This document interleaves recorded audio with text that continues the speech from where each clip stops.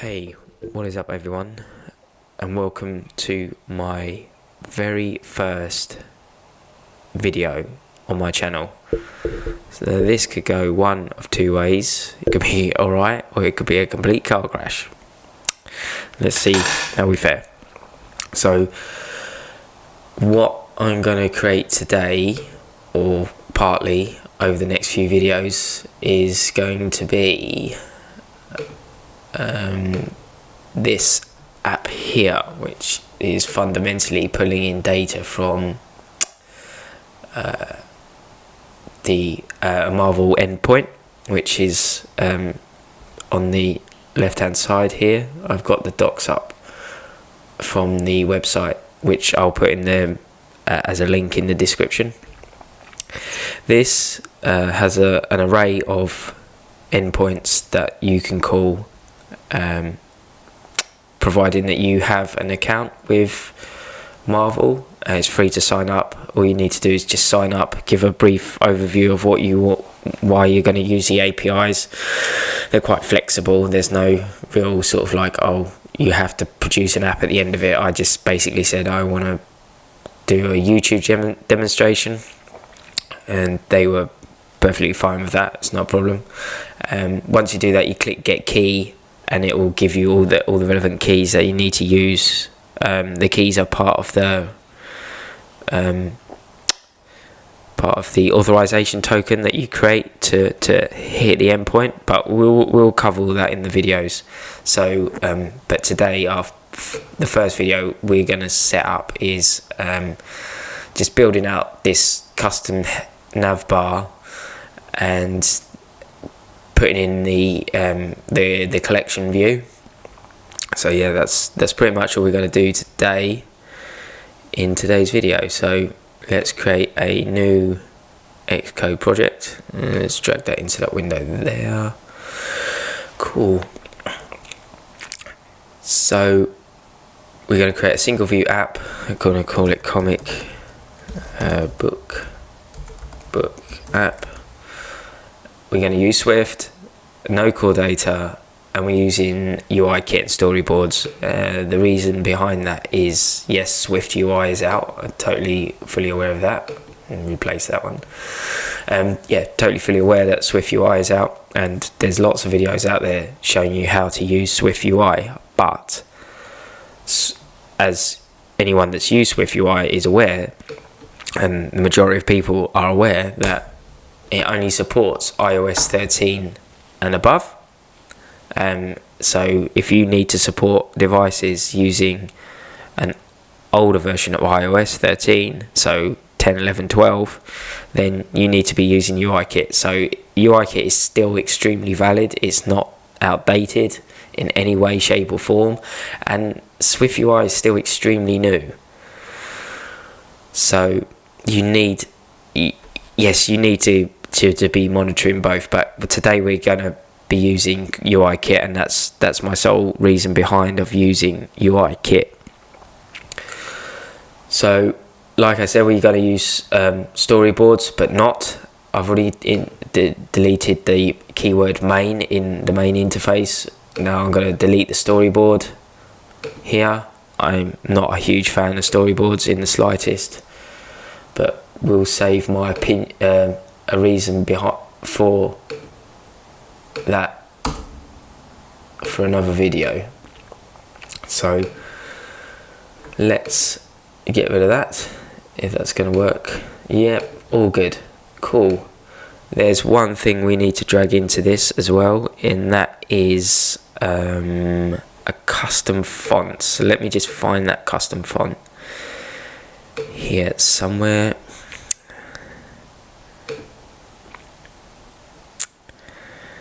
Yeah, bear with me. I'm just trying to find it. It's here somewhere.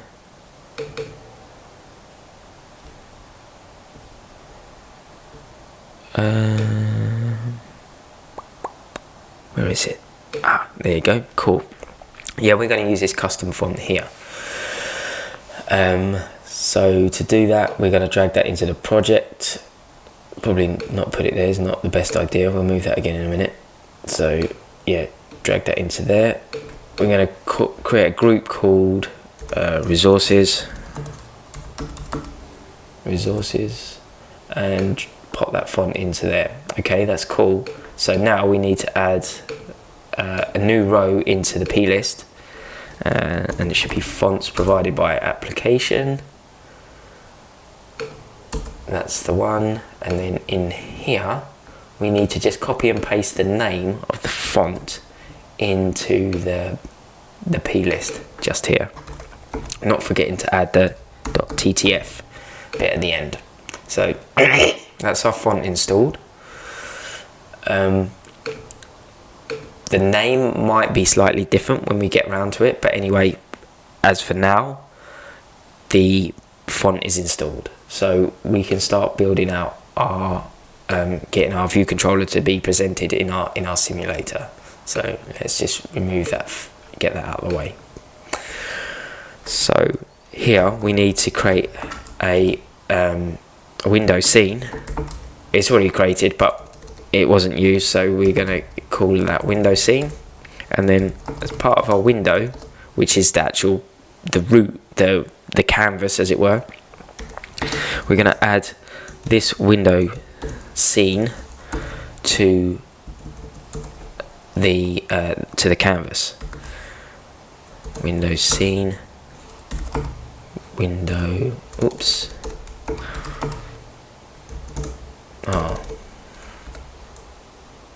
that one there. Cool. So now we need to create our view controller, which is going to be called home equals view controller. Initialize that, then set that home as our root view controller on the window.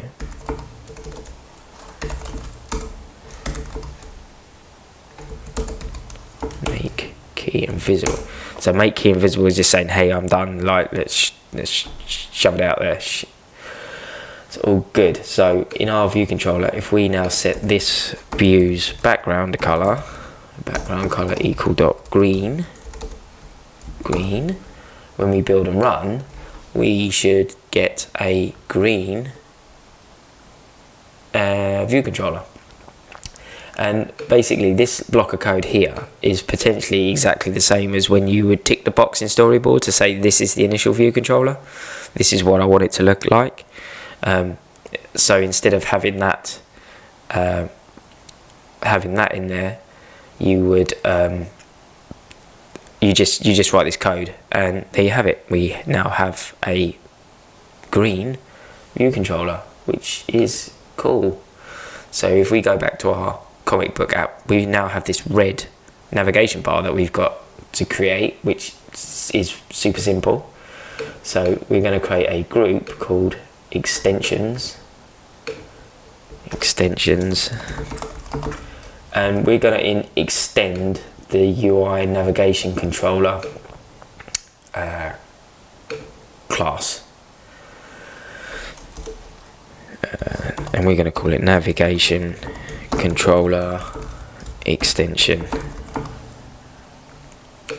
So this basically gives us all the cool stuff that UI navigation controller has, but we also, because we're extending it, we can create our own public methods. UI navigation controller, and we're going to say func apply styling,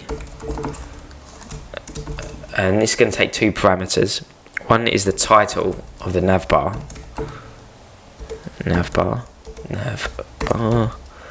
and it's of type string, and the other is going to be the view controller that we need to associate that navbar to. So we're just going to pass in something called controller, and it's of type UI view controller. So self.navbar dot bar tint color equals dot red.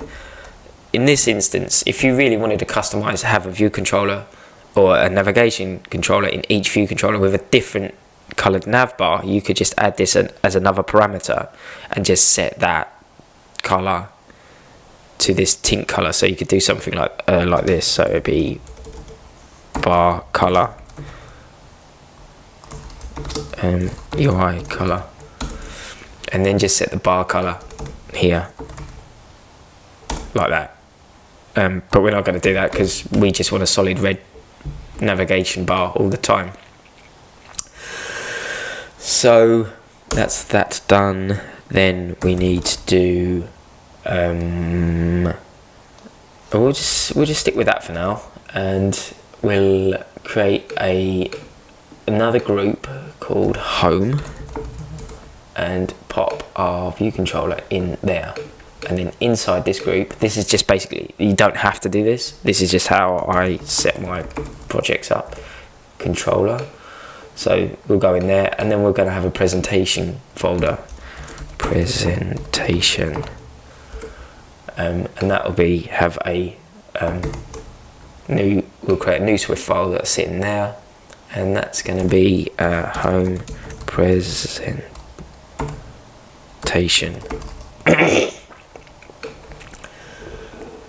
Cool.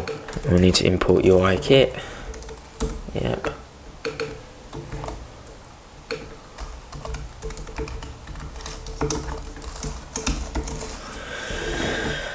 So that's going to be that. Then in here we can create a file, a private function, and we're going to call it navbar styling. And this is where we can call our extension from. The function that we put in the extension, we can call it from here, and it will just apply the styling so it looks something similar to what we've got here in this one. So we're going to go navigation controller dot apply, what do we call it? My IntelliSense has gone, or autocomplete, whatever you want to call it, has disappeared. So I think it was it nav bar title? Just going back to that. Title navbar. And we pass in a string here. So on this first view, we want to say comic characters, and our view controller we're going to pass in is going to be self, because that's the current view controller. Self is like exactly the same as this in Java, I believe. Yeah. So that will do that, and then from here we just need to call this function in our view did load, like so. And if we build and run this, we should get oh yes, it's an optional, so forgot the question mark. So that should build, yeah, and we should get a green background with a red navigation bar. Why is that not working?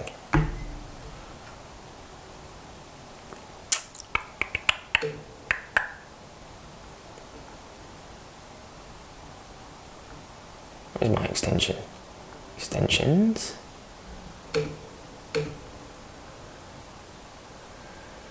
Apply styling.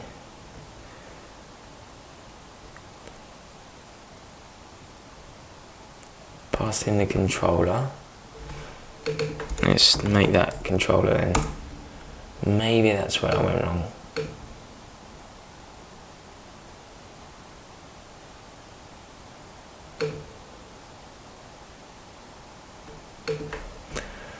No, that should be right. That should just be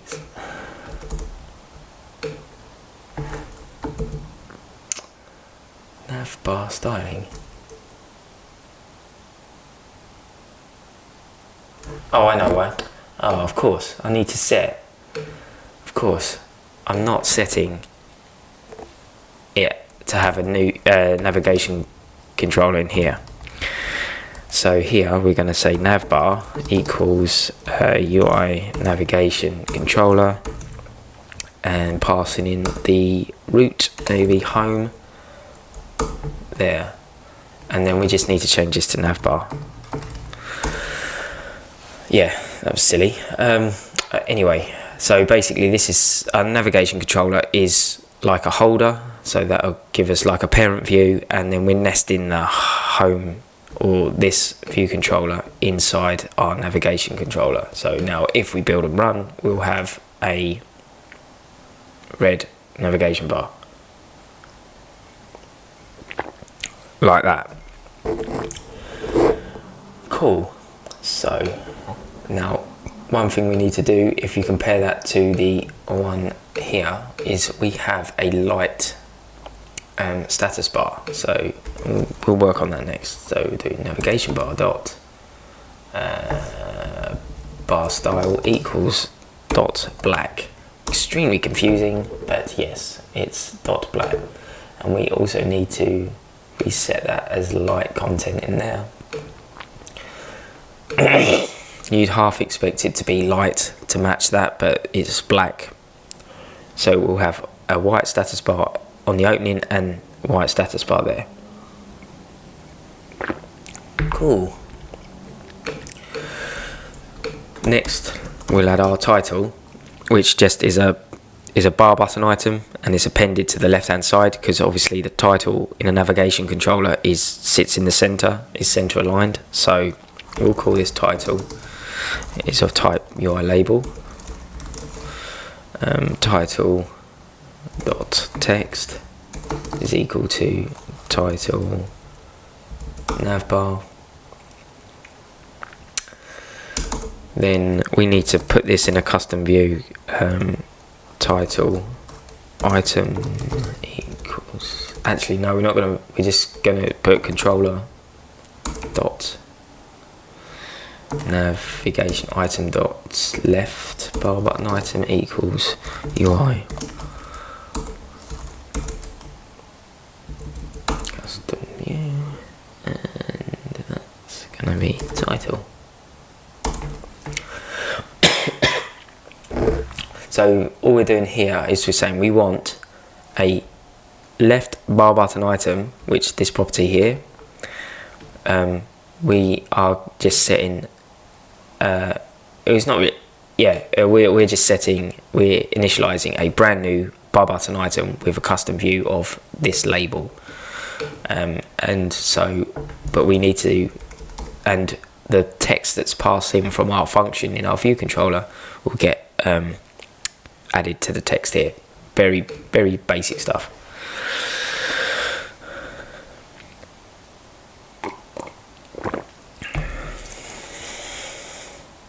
There we go. The only difference is we need to set the text color. Text color equals dot white, and that's all that's doing. If we build and run that again, we will have a white text.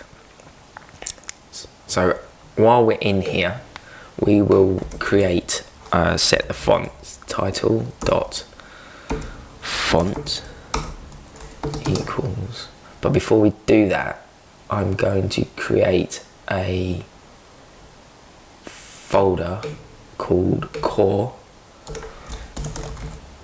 like so, and I'm going to drag my extension into there, and my resources folder is going to go into there as well.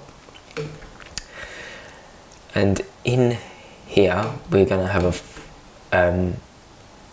folder called constants, and we're going to have a new Swift file. I'm not going to build it. Why is that? We'll look at that in a minute.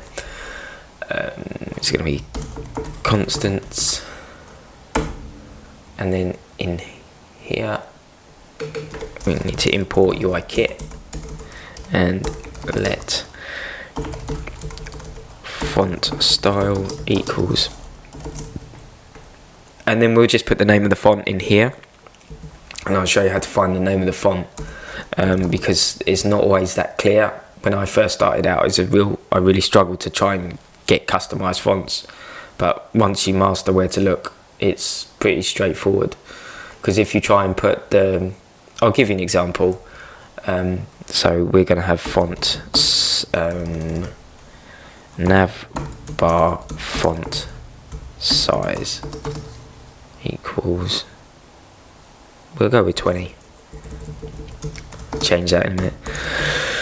And the reason you'd put everything in a constants file is because, say you have a designer that wants to change the size of the font, and you've got this in multiple places. Using this navbar font size, you could have a different name for it, and you'd use it in multiple places. The best thing to do is just put it in one place, because if they ever come to you and say, I don't actually want it to be 20, font size of 20, I want it to be 17, you've got to go around and find all the places where you use it. But here you can just set it once and forget about it, and if they do come in and say I want it to be 17, you can just change it. It's super simple. So okay, so if we go to our font and we open up Show in Finder, it's over here, let's drag that over here. So what I've found in the past is, if you try and use the full name, so the full name is this, yeah, and if we add that to that and then go into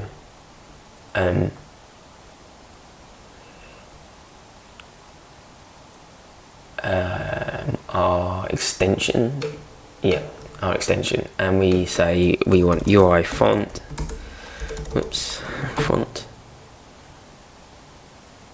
is it going to work? Nope. UI font as name, I think, and we're going to call, what do we call it? Font style. Paste that in there, and it's size, I think. Autocomplete's gone, so yes, it's going to be quite difficult. Let me build that, let's see if that runs. Oh, I got it right, wow. So now if we build that, we'll see that it had made no difference to the font whatsoever. No, it has. How random. Normally it doesn't like spaces, but anyway, it's worked now. But yeah, so that's, you normally use the PostScript name. If we open up that font, if we open up this font, you'll see that there's a open up font book. There's an option for PostScript. It's normally the PostScript name that you put in there without the space, because sometimes it doesn't like spaces, but for whatever reason it's worked today. It's completely random. Anyway, bizarre. But yeah, you can either use the full name providing it doesn't have a space, because if you take that space out and then build and run it, the font should be exactly the same.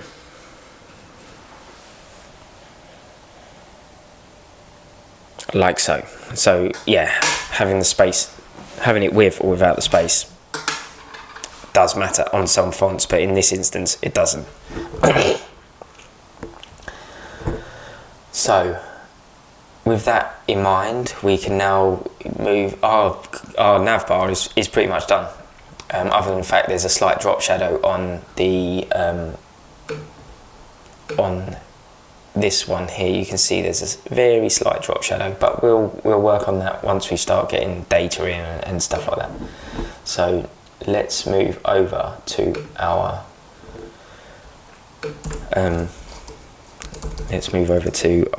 view controller.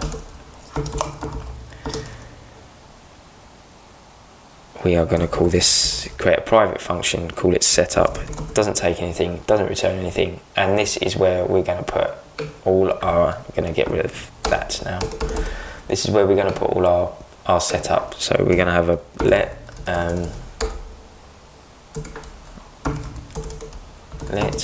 presentation equals home.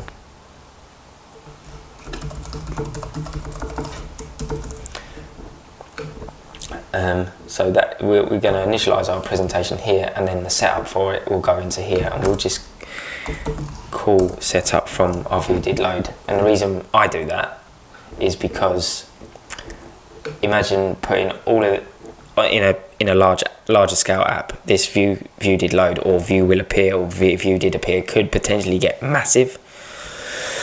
So rather than having to scroll up and down, you just put it in a setup function, or potentially multiple setup functions, so it's easy to debug, because you can just literally just press command and jump to definition, and it'll take you to that point of the app. In this instance, it doesn't really matter because the view controller is going to be super small, and also that's why I have a presentation layer, an interaction layer, a data source layer, is because you completely segregate it out of the view controller, and for testing it's a lot easier, and for debugging it's so much easier to do it this way. It's totally, it only really matters to the individual, but I just like to do it this way because it's just, if you've got bugs or you're trying to debug, it's a lot easier. So in here, we're going to move to our presentation stuff and start building out this. So we're going to have a week var controller, view controller. This is an optional. This is just so that we can, if we need to, we can get access to anything in the view controller. If you had like an interactor or an interaction layer, you could do controller.interaction. And start accessing the responders from your interaction layer. No parameters, no return type. And hopefully we'll do some more advanced stuff in and around the interactions in the future, in future videos. So you'll get an understanding of how and why I set it up like I do. So here we're going to just unwrap our optional controller. Ideally you would do it, you would probably do it a different way here, but you could just put an alert view and then return. So in between here, just add an alert view to say there was something couldn't render the UI, or there was issue with the data. So here we are going to create our collection view, and our collection view is going to be look like this one here basically, and that's probably as far as we're going to get in this video, is just literally customize this bar, navigation bar, and just add this collection view with some static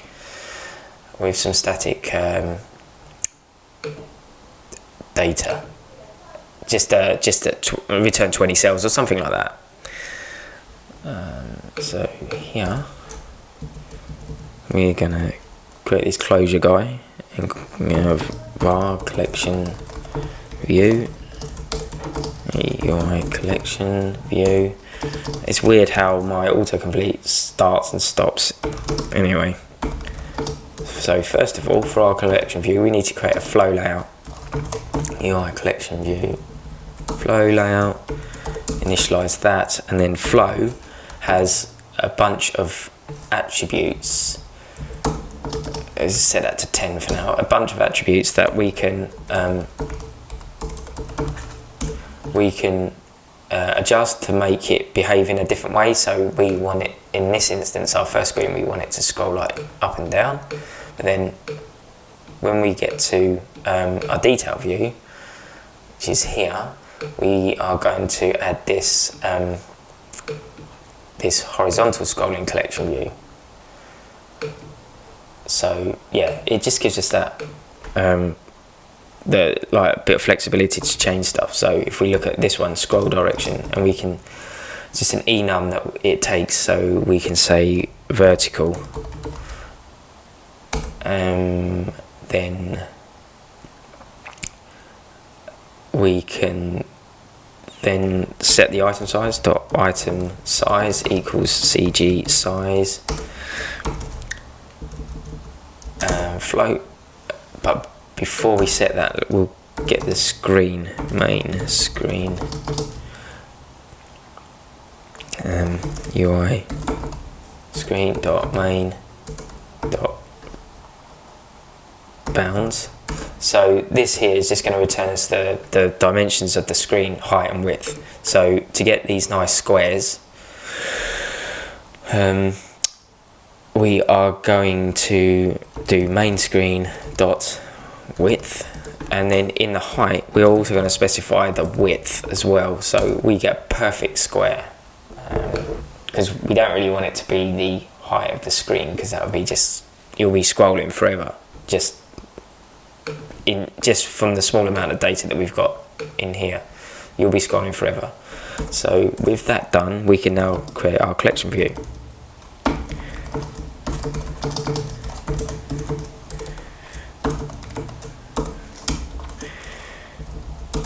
And because we're using constraints, we're going to set a frame of 0, and our flow layout is called flow. And then we need to enable TAMIC, which stands for translate auto resizing mask into constraints. So rather than saying that every time, you just call it a TAMIC. And that basically says if that's set to true, which it is by default, that will ignore auto layout and use the old flexible constraint system that Apple used to have before auto layout. I think it was before auto layout. I might be wrong on that, but I think it was, which was a long time ago. So that's and for now we'll set a collection view background color to be red, just to make sure that our collection view is being rendered, and then we can just return this, because this is what this closure guy is expecting up here. Now this bit can be a bit tedious, but this is just adding the constraints. We'll just add the constraints here. So collection view, this is going to be a bit copy and paste now. Collection view dot leading anchor. So this is the left edge of the collection view dot constraints equal to the controller dot view dot dot leading anchor, and then we just need to say is active equals true. And yeah, this is where a bit of sneaky copy and paste comes into play. 1, 2, 3, 4. Let's just tidy that up. Cool. So we've got that. Now we need to set the trailing anchor, which is the right edge of the collection view. That's going to be in there. And then we need to pin the top anchor, and then the bottom anchor. So now this should all build. Oh, actually I need to do that. Now we'll get rid of that error. Come on. And if we build, we should be good.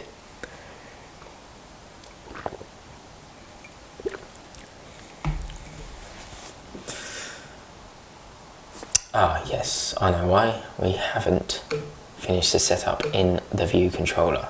We have an empty function, which is no good. So here we need to say presentation dot controller equals self. Whoops. Self, and then presentation dot display layout. It's a function, and we'll call that. So we're setting our controller has no member. Oh, let's just change that. Now that should build. Again, if autocomplete works, then we would be fine. So now we should get red. Instead of having that black bit at the bottom, we should get red. And we do. Cool.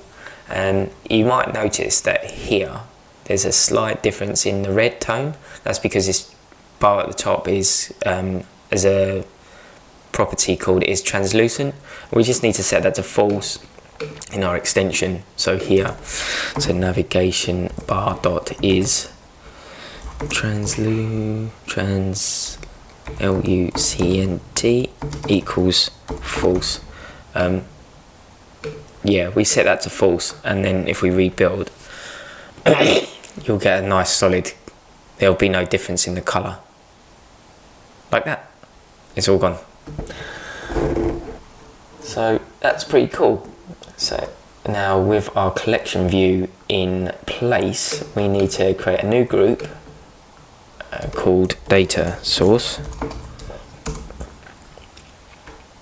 And we'll create a new file, enter home screen, home data source.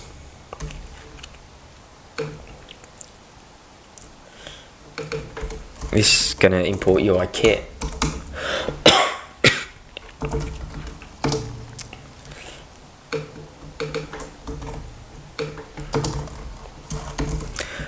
And in this instance, because we need to get access to the collection views data source, we need to inherit from NS object.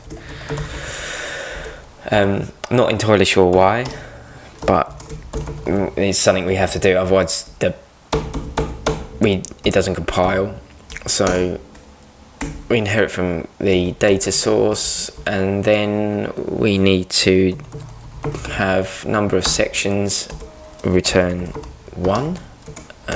So that's just going to be, if we stop that, that's all that means is that we're going to have one section, and that's all this is containing is one section.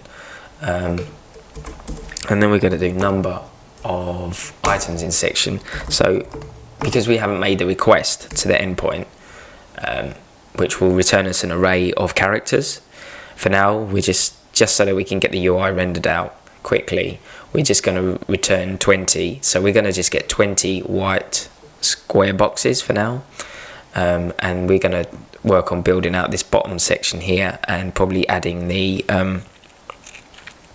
just some dummy text. So we're going to return 20 there, and then we have another method that we need to adhere to, which is called self item at index path, and this will return a UI collection view cell. So we are going to build out the actual cell itself, like a prototype version of this. So we're going to create a group called views, and then inside views we're going to have a new no, not that one. We're going to new Cocoa Touch class, UI collection view cell, and we're going to call it hero cell collection view cell. Done. Create, which is cool. Then here we are going to have a image view, so var image, call it hero image as UI image view, image view equals boom, and then close that off. Let's image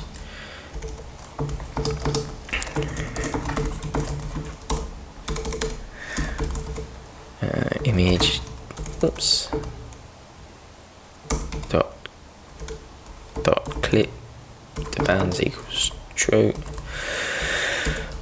image dot I've got applied Tamic to it as well, always forget about that. And for now we're just gonna add a background color of dot yellow. Then we also need to override an initializer called initWithFrame, like that, and we'll call super.initWithFrame. So this is basically, and passing the frame. So basically this initializer will just say, hey, I'm a subclass of UI collection view cell. Can you go and get me all the good stuff from my parent, and bring it down? And we have to add this, but this will never happen. We'll never get here because there's no storyboard. And then return image. I think that's all we need there. So let's create a function, a file private func, and this is going to be call it set up cell. So this is going to do all the view layout based on the based on this hero image, this label, and this container view here at the bottom. So we'll start building that out now. So we'll have a content view. Every cell comes with a content view, which is a subclass of UI view, and we'll add the hero image to that, and then hero image dot leading equal dot constraint. And if we look at this, we've got some slight padding around the outside just so that we can apply the drop shadow. We're not going to apply the drop shadow today. We'll do that in another video. We'll create an extension of UI view that will just basically apply it on any view that we want it to. It's super simple to do. And we'll add some rasterization so that it caches, because this can be very expensive in the fact that if you've got an absolute bucket load of data that's cached and you're scrolling through this, you don't want it to re-render every time. You just want it to cache, and we'll look at that in a later video at another part to this one. So getting back to this, we need to set the content view dot leading anchor dot is active equals true, and our good friend copy and paste is going to come in here. Just try not to make any mistakes. So we're going to have a trailing anchor. Oh yeah, I said that I wanted it to be shuffled in a little bit, so we're going to add a constant of 10. So that just says, like, don't take the full, just move in 10 pixels from the leading edge, so the left hand side. And we'll do the same for, not that one, we'll do the same for this side, so constant, but because we don't want to go to the left 10, we want to go to the right 10, so we just do a -10, and that'll just bring it into a 10 to the right, down this right hand side. So you'll see around the outside, and then it allows us to just have this nice little drop shadow. Top, again, exactly the same as what we did with the previous, and we're going to do we're going to do a constant of 10 again, and then the bottom anchor is here, bottom is here, in constant of -10, because we want it to come up. So that's that. Yeah, I think we're about there with that for now. So now in our presentation layer, we need to register this cell. So collection view dot register cell, and the name of the cell is hero dot self. And in our constant file, we want to give it a name. So we'll be good citizens. We won't just shove something in. We'll just put it in here. So we'll call this hero cell equals hero cell. Copy that, paste that in there, and then in our data source, this bit that's missing here, we can now create our cell. So let cell equals collection view dot, and then there's a thing called DQ reusable cell, and basically what that allows it to do is when you do that, it actually pops this one off the top, and then appends it to the bottom, so it's like a recycle view. I think that's what it's called in Android as well, is a recycle view. Correct me if I'm wrong, I don't know Android that well.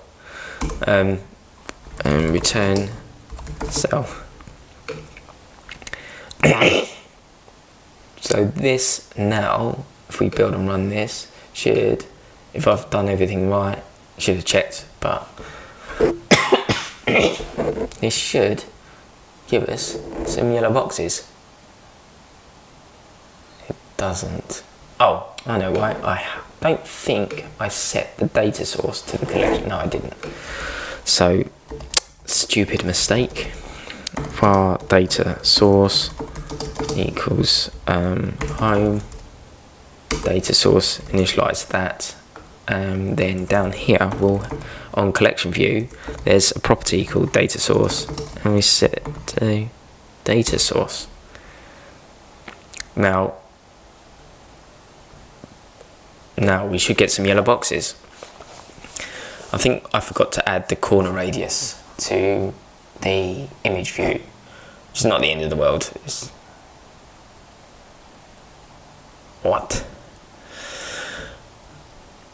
What's happening?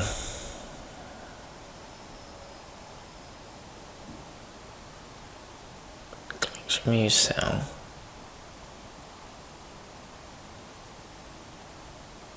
Hero image. I have to put a breakpoint in and see if we are triggering this here. Should do.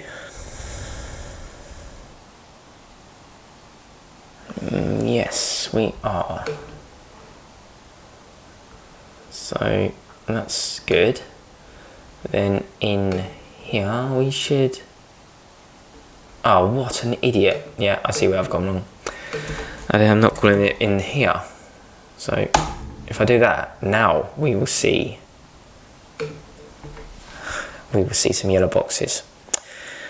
What an absolute clown. There you go. Wonderful. And yes, I hadn't put the round edge on the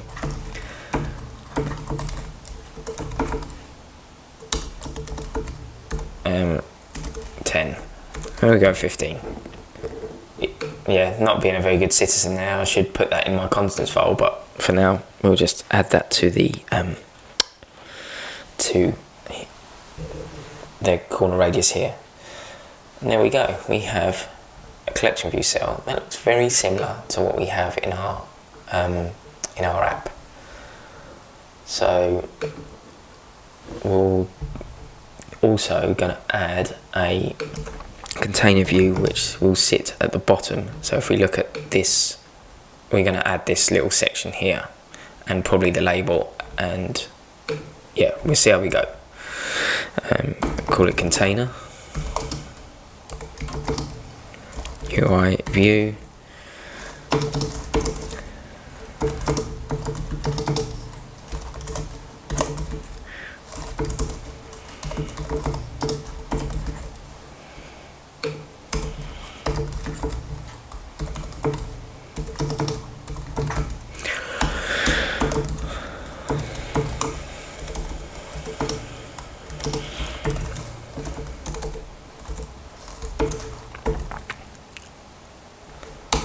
Okay, so all the stuff that I've just done is pretty basic of what I've done already. So we are setting Tamic to false, and we are just applying the background color.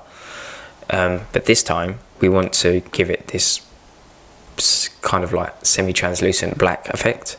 So we would do 0 here, and then do 0.7. So that's is it white? No. So 0. We don't want it to be white. Or you can put 1 and then it'll be white, and then you change the alpha channel on it. So this is 70% opacity, and yeah, that's pretty much all that does. Now we're going to cheat here. We're going to copy and paste that down here, but we're going to call that what do we call it? Container.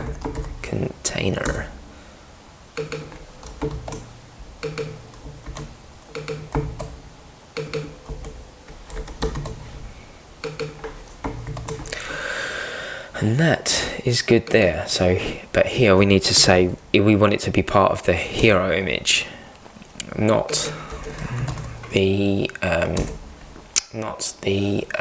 content view, which is the actual cell itself, the collection view cell itself. Hero, and we need to also do that. Hero image, cool. Probably get rid of these as well. Don't really want them in there. Top anchor, don't need a top anchor. Certainly need the bottom one. Container dot height anchor dot constraint equals to, nope, it's not that one I want, it's that one I want. We're going to give it a height of 80. See how that looks. I might change it, but let's see how that looks. Oh, we need to set the is active on it as well. Is active equals true. Wonderful. That should give us, yeah, there you go. So it's giving us that overlay. You can call it an overlay. Now we need to add our label to that. So all pretty standard stuff. Hero, name, title. It's kind of repetitive, but that's how you learn, I guess.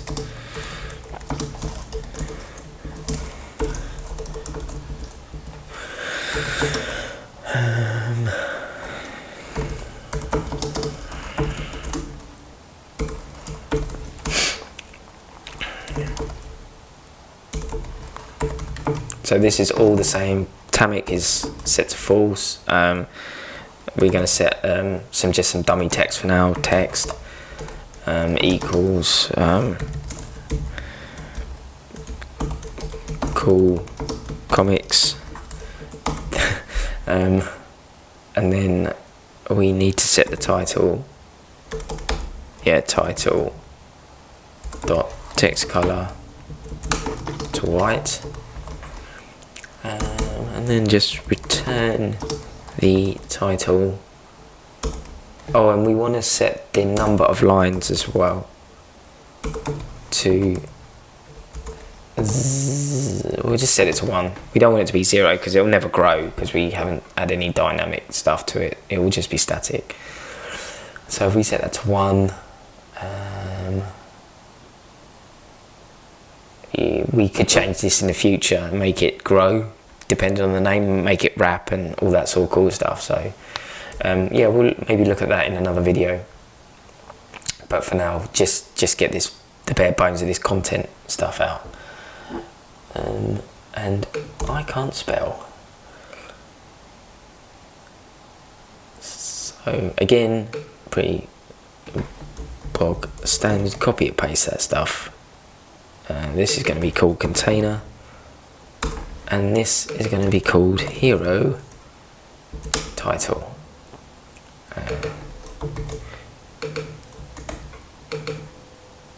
And we need that to be container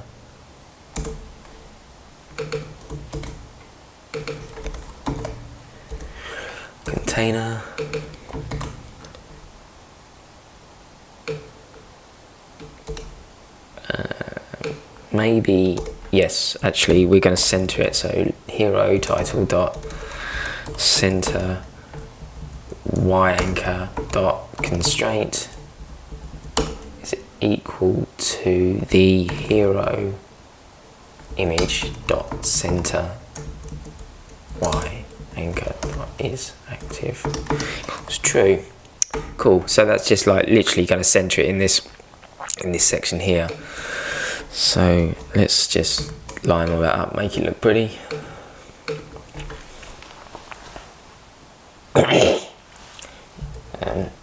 Whoops.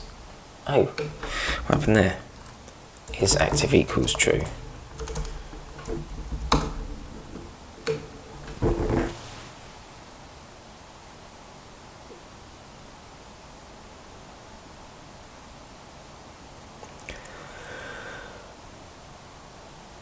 Did I set the text? Yes, I did. And am I adding it to the container? Yes.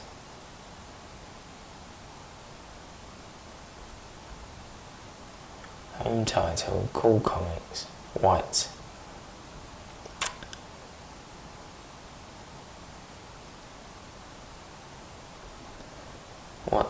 What have I missed here?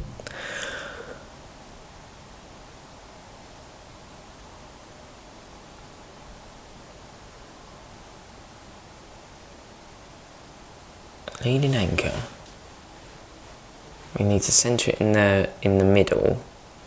I've missed something fundamental here, clearly.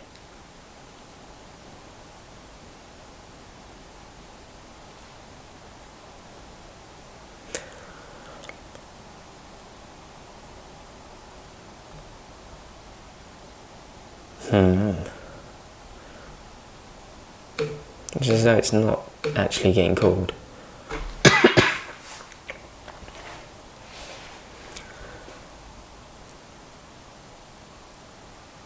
Yeah, it's there. Hero name, home title. It's in the container. No bugs.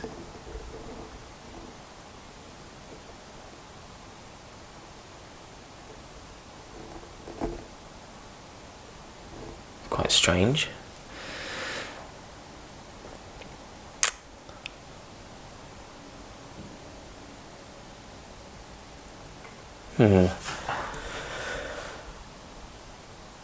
Need to work out why this is not appearing. Home, hero title, container, constraint is active. That all looks correct. And this looks all correct too.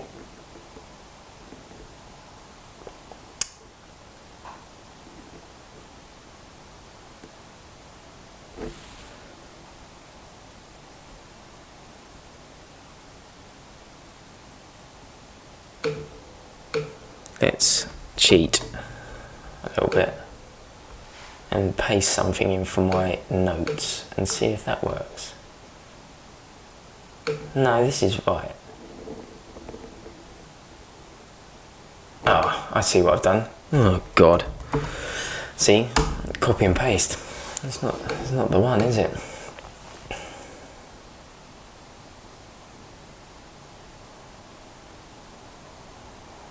There you go. What a wally. Yeah, so with that being said, we don't want the constant, we want to add a little bit of padding to the side, so we're just going to say that there, and because we don't want it to overflow, we're going to say constant dot minus 10. Yeah, that's the joys of copy and paste. You're bound to miss something. Now we can apply our font on here. So if we do title, title, that should, yeah, cool. That's all good. So title dot font, yep. UI font with name. Oh, we called it, didn't we? What did we call it? That one there, and we'll also create one called let nav hero name font size.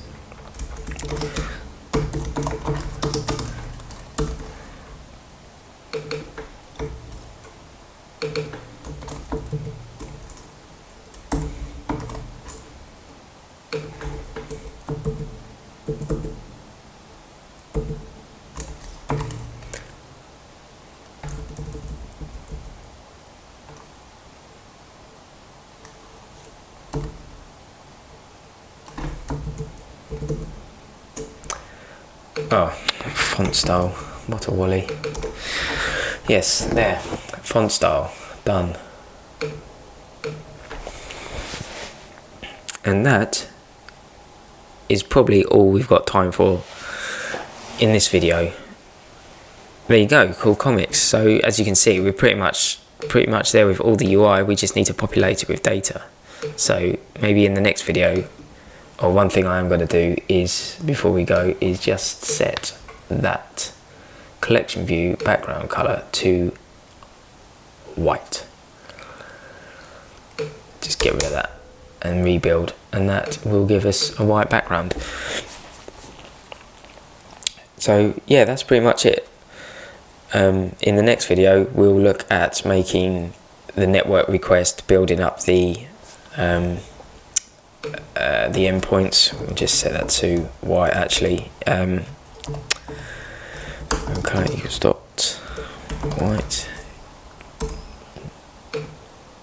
We'll set up all the endpoints that we're gonna use from this website. So the first one we're gonna do is this one. We're gonna pull in an array of characters. So we're gonna build the models and all that cool stuff. But yeah, these are some of the attributes that we can get back from that. So we're certainly going to be using the character model, and the image, and the list of comics. Yeah, so we're going to be doing all that. That's pretty cool. That's going to be pretty cool. But yeah, hopefully my first video hasn't been too much of a car crash. And yeah, hopefully I'll see you on the next video. But thank you for watching.